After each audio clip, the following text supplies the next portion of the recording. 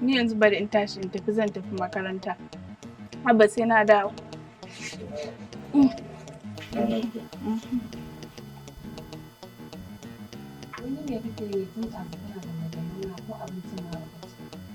Kuma wallahi sauri nake ta yi in karasa wani abu saboda exact time din da suka bani din yanzu nan zai zo ya expire. Kuma in ban karasa ba shikenan. Hanya malam wannan wayar ba ita bace dujjal din da ake faɗa zai zo mana ƙarshen zamani. Mure tura sun cuce mu wallahi. Ai ni ma kuwa na daɗe ina wannan tunani. Umma, Abba, insha Allah zan samu lokaci zo muku fashin baki akan wannan wayar. Wannan wayar mahimmancinta da amfaninta ya wuce da kuke tunani. Ba don wannan wayar ba, da mutane da dama sun mutu a yanzu. Haka nan ba don wannan wayar ba, da kasuwanci da dama sun durkushe. Ba don wannan wayar ba, asibitoci da dama da sun rasa lasisin su. A yanzu dai umma sauri nake yi zan fita, amma insha Allah in na dawo zan zo na fayyace miki ta yadda zaki yin kasuwancin kima ta wanda wayan nan da kike ganin ta take hannunki kuma ba tare da ko sisin ki ba. Sannan kuma umma akwai hanyoyi da zan nuna miki ta yadda zaki kara ilimin addini har ma da na boko ta wannan wayar taki. Ka je ka dawo dan Allah ka zo ka nuna min da wuri ka ji? Sannan kai ma Abba insha Allah in na dawo zan samu lokaci sannan kai ma kake da free time ɗinka sai in zo in kara ma bayani mu zauna mu tattauna mu ga ta yanda kasuwancin ka zai haɓaka tunda na ji ka yi complain akan cewa tunda muka da wannan sabuwar anguwar kasuwancin bai tafi yadda ya kamata. To insha Allah zan zo nan maza mu tattauna mu ga yadda za a tafi da komai a daidai. Alasa. Na'am umma. Da gaske ne zan iya kasuwanci da wannan wayar tare da nake renawa? Zan dawo da wuri umma. Yanzu ma dai ina ta sauri ne saboda an kira ni akwai system ɗin da cosmetics ita ta siya a online to an kawo system ɗin sun kira ni zan je karɓa sai in kai mata. Amma insha Allah ina kai mata zan zo. A ina ka sayo kwamfuta? A Kano ko a Kaduna? A'a umma, a China na siya. China kuma? Insha Allah. Kai yaushe ka taba zuwa China? Umma kenan. Ai ta dalilin wannan wayar ba inda ba za ka je ba, haka nan ko ba inda ba za ka iya sayayya ba, matukar ka iya sarrafa wayar. Umma kika in na dawo zan miki bayani insha Allah. Ai da wannan wayar ba sai ka je ko ina ba za ka iya sayan komai. Bari in aje abincin nan jin da. Za ta yi duka abin da nake so? Insha Allah umma. Shikenan. Allah ya dana kai lafiya.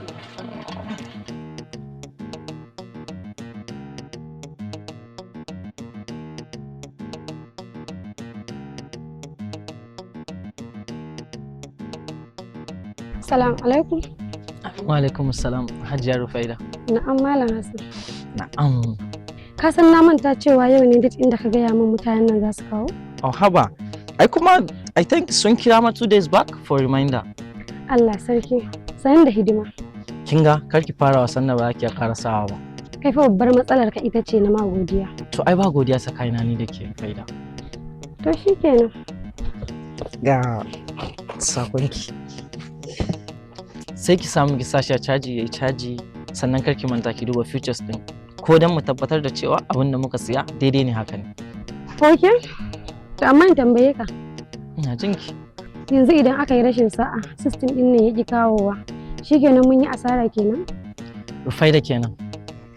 This is 21st century. Kuma ai muna da 12 months warranty na koda ya samu matsala za mu iya mayarwa. This is not personal business. Sannan akwai guri na musamman da za mu kai korafi. Matukar mu gano cewa akwai matsala ko kuma ana kokarin a fikin din mu. To ta yaya za mu mayar musu? Bayan shi kanshi wanda ya kama ba a san shi. Sannan kuma idan ma mun san shi dan aike ne fa. Kina ji? A takaice dai duk kamfanin da kika ga na yi miki recommending ko kuma ina siyan kaya a ciki to sai na tabbatar da ingancin su da kuma genuine din kayakin da suke bayarwa. Ni wallahi na so a ce ma kai unboxing din shi ka samu duk wani software da zan bukata. A'a, ai wanda ya siya shi ya kamata ya unboxing din kayan shi ya caja sai duba duk abubuwan da ya kamata ya duba in ma akwai wani matsala sai mu rectify in problem din. To ai da ni da kai duk ɗaya ne in ba dai ka canza ni ba. In canza ki kuma? Ai abu ne wanda ba zai taɓa yiwa ba. Kin taɓa jin mahaukaci ya ciji kanshi? Duk da ma dai ka min laifi. Ka zo ka tsaya a kofar gida sai ka ce wani maroki. Wannan shine laifin? Tabbas ni marogi ne, amma fa ba na tuwo ba. Sai dai na zuciyarki.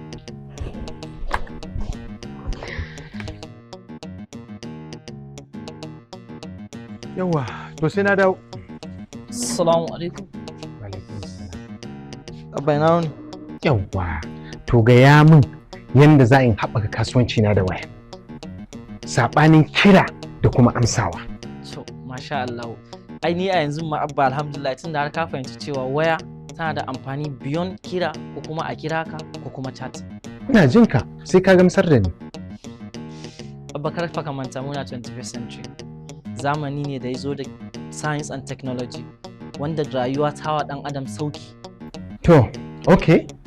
Abba a yanzu yawancin mutane suna ɗaukar illar waya ta fi amfaninta yawa. A zahirin gaskiya kuma amfaninta ya ninka illolinta yawa. Abba bayan kira da chatting da ake yi a waya ana iya kasuwanci da shi. Abba ana iya karatu da waya a yanzu. Alal misali ma yanzu binciken da zaka yi ko research din da zai ɗauke ka 1 week to 2 weeks kafin ka gama shi. With the help of phone zaka iya gama shi within 1 to 2 minutes.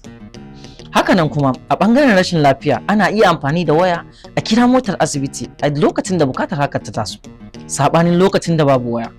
Sannan kuma ana iya amfani da telemedicine a gana da likita ya baka shawarwari kuma da za su taimaki lafiyarka musamman idan ba za a iya iske shi a cikin kankanin lokaci ba. Haka zalika waya tana iya taimakawa wurin kiran 'yan sanda idan wani abu ya taso. Wannan shine a takaice, na san kuma insha Allah ka fahimta. Na fahimce ka anan, sai dai ina da tambaya. Ina jin ka Abba. Yanzu dai duk ajiye can, ta yaya yanzu ni waya dai za ta taimaka wa kasuwancin abinda nake tambaya kenan. Babu shakka waya za ta iya taimaka ma wurin kasuwancinka musamman idan kai amfani da ita cikin hikima. Za ta baka daman samun kwastomomi daga gurare daban-daban. To ta yaya zan fara? It's very simple Abba. Za ka iya buɗe shafin Facebook, TikTok ko kuma Instagram. Through wannan social media din za ka dinga tallata abin da kake sayarwa har ka samu kwastomomi ta ko ta ina. Sannan kuma idan kwastoma ya sayayya a gurinka a karo na farko kada ka yi watsi da nambansa, ka samu guri ka aje ta ko kuma akan wayar ka kai saving ɗinta.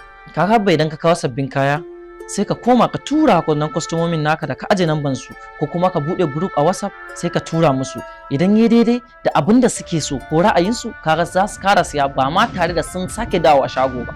Kaga business ɗinka yana tafiya daidai da salo na zamani a hakan. Kaga idan an kawo sabbin kaya Abba za ka iya ɗaukan hoton su amma ka tabbatar hoton yayi clear sai ka yi posting, sannan kuma ka dinga bidiyoyi da fiskanka kana posting nan ma. Kaga ta yadda za a tabbatar da cewa tabbas kai ne mai sai da kayan.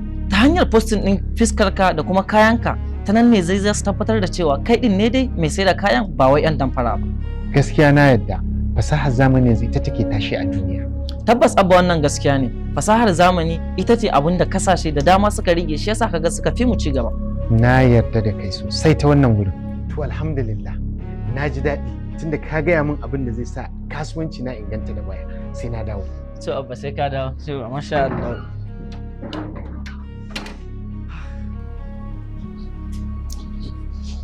Assalamu alaikum.